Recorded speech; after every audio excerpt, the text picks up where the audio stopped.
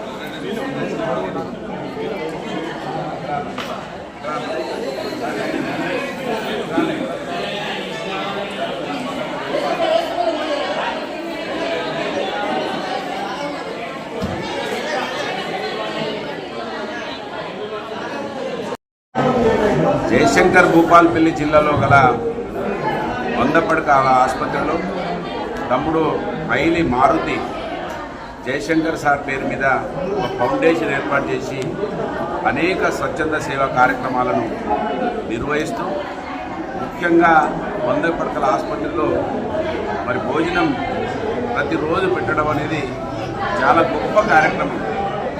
ఎలాంటి ఆర్థికంగా బలంగా లేకపోయినా కూడా అక్కడ ఇక్కడ జమ చేసి సొంత ఆస్తులను కూడా అమ్ముకొని అక్కడ భోజన కార్యక్రమాన్ని నిర్వహిస్తూ ఉన్నాడనే విషయాన్ని తెలుసుకొని రావడం జరిగింది.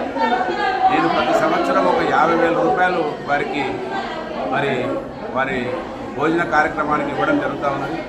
భూపాల్పల్లిలో ఉన్నటువంటి వాళ్ళు కూడా అనేక దానాలు చేస్తూ ఉంటారు, ఆలయాలకు వెళ్తూ ఉంటారు, అక్కడ కూడా ఉండిళ్ళల్లో కానుకలు వేస్తూ ఉంటారు.